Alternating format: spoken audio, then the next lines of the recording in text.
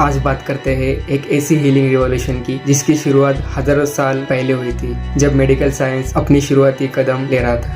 ये कहानी है एक होप, स्ट्रगल और साइंटिफिक एक्सप्लोरेशन की। ये कहानी है होम्योपैथी की। 200 years ago, a strange new medicine was invented. It was called homeopathy. And despite all the advances of modern medicine, homeopathy still survives today.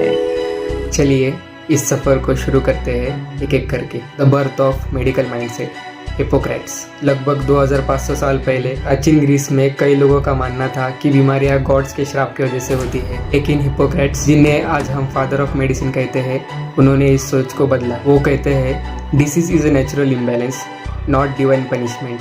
Hippocrates कई पेशेंट्स को observe करते थे। उन्होंने एक चीज नोटिस करी कि कुछ सब्सटेंसेस जैसे कुछ पौधे अगर हेल्दी आदमी को दिए जाए तो उनमें बीमारी जैसे लक्षण आते हैं, और हो सकता है कि वही सब्सटेंसेस डाइल्यूटेड फॉर्म में बीमार आदमी को ठीक भी कर सकते हैं। एग्जाम्पल, हिप्पोक्रेट्स ने लिखा था कि ज्यादा वाइन पीने से हेडेक होता है, लेकिन थोड़ी सी वाइन हेडेक के लिए इलाज भी हो सकती है। ये होम्योपैथी नहीं थी, लेकिन ये एक छोटी सी चिंगारी थी जो आगे चलकर एक बड़ी मेडिकल रेवोल्यूशन का बेस बन गई। Year 1500, the daring rebel Paracelsus. 16th century Europe के हॉस्पिटल्स में तब भी 2000 साल पुरानी 4 ह्यूमर्स थ्योरी चली आ रही थी, जिसमें डॉक्टर्स का मानना था कि बॉडी में 4 fluids, blood, yellow bile, black bile, phlegm का बैलेंस बिगड़ने से बीमारी होती है, और इलाज के लिए लोगों का खून निकाला जाता था या ज्यादा बाइल निकालने के लिए दवा दी जाती थी। लेकिन इस सिस्टम को चैलेंज करने आए पैरासेल्सस, एक अल्केमिस्ट और एक डॉक्टर। पैरासेल्सस ने कहा बीमारी ह्यूमर्स के इम्बैलेंस से नहीं होती,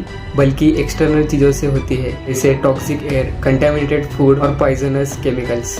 और सबसे बड़ा क्लेम किया कि जो चीज बीमारी लाती है वही छोटी मात्रा में उसका इलाज भी बन सकती है। यानी अगर मर्क्यूरी किसी हेल्दी आदमी में कुछ सिम्टम्स लाता है तो वही मर्क्यूरी डाइलेटेड फॉर्म में पेशेंट के लिए दवा भी बन सकता है। ये वही आइडिया था जो हिप्पोक्रेट्स ने सोचा था, लेकिन पैरासेल्सस ने उसे और बोल्ड और एक्सपेरिमेंटल फॉर्म में दुनिया के सामने रखा। उस समय के डॉक्टर्स ने उनकी बात मानी नहीं, उनका मजाक भी उड़ाया, लेकिन उन्होंने मेडिकल वर्ल्ड में एक नया थॉट डाल दिया था, जिससे बाद में मास्टर हैनेमैन ने पूरी होम्योपैथी सिस्टम डेवलप की। Coming forward to Germany, year late 70s, medical world पूरी तरह से ब्लड लेटिंग, लीचेस और मर्क्यूरी जैसे टॉक्सिक ट्रीटमेंट पे चल रही थी। डॉक्टर्स पेशेंट का खून निकालते थे ये सोचकर कि बॉडी के अंदर जो इम्बैलेंस है वो निकल जाएगा, लेकिन हर ट्रीटमेंट के बाद पेशेंट और वीक हो जाता था। और इस टाइम पर स्टेज पर आते हैं डॉक्टर सैमुअल हैनेमैन, एक highly educated brilliant physician. Mister Hahnemann सिर्फ डॉक्टर नहीं थे, वो ट्रूथ सीकर भी थे। उन्होंने अपनी प्रैक्टिस बंद कर दी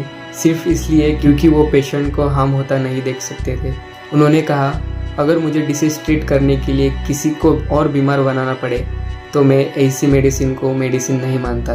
the cinchona experiment, year 1790, master Hahnemann एक ब्रिटिश ऑथर विलियम क्यूलेन की बुक ट्रांसलेट कर रहे थे, जिसमें लिखा था कि सिंकोना वार्क मलेरिया का इलाज है। क्यूलेन ने लिखा cinchona cures malaria because it's bitter and astringent. लेकिन हैनेमैन सोचते हैं बिटर तो कॉफी भी होता है, तो कॉफी मलेरिया क्यों नहीं ठीक करती। उनका साइंटिफिक माइंड इस रीजनिंग से सेटिस्फाई नहीं होता, तो वो डिसाइड करते हैं खुद पे एक्सपेरिमेंट करने का। वो सिंकोना बार्क का एक्सट्रैक्ट लेते हैं और कुछ दिनों बाद उनमें मलेरिया जैसे सिम्टम अपीयर होते हैं, shivering, fever, sweating, despite being perfectly healthy, no infection, no mosquito bite, फिर भी एग्जैक्ट सिमिलर सिम्टम्स। ये था मास्टर हैनेमैन जी का द यूरेका मूवमेंट। इस एक्सपेरिमेंट से उन्होंने नोटिस किया जो सब्सटेंस हेल्दी इंसान में सिम्टम्स लाता है वही बीमार इंसान में उन सिम्टम्स को क्यूर भी कर सकता है। यही था the famous statement like cures like का प्रैक्टिकल प्रूफ। अब हैनेमैन रुकते नहीं, वो 6 साल तक एक्सपेरिमेंट्स करते रहते हैं अपने ऊपर, अपने स्टूडेंट्स, पेशेंट्स और वॉलंटियर्स पर।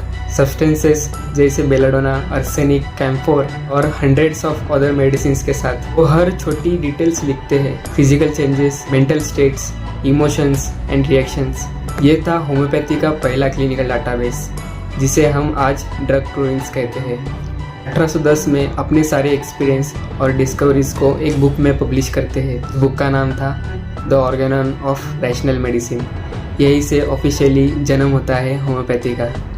ये रिवॉल्यूशनरी सोच एग्जिस्टिंग सिस्टम के लिए थ्रेड बन गई थी। अपोथिकरीज, फार्मासिस्ट उन पर केस कर देते हैं क्योंकि वो अपनी दवा खुद बना रहे थे। मेडिकल बोर्ड्स उन्हें बॉयकॉट करते हैं। वो लेप्जिग छोड़कर कोथन चले जाते हैं, जहाँ एक ड्यूक अपनी प्रोटेक्शन में उन्हें काम करने देता है।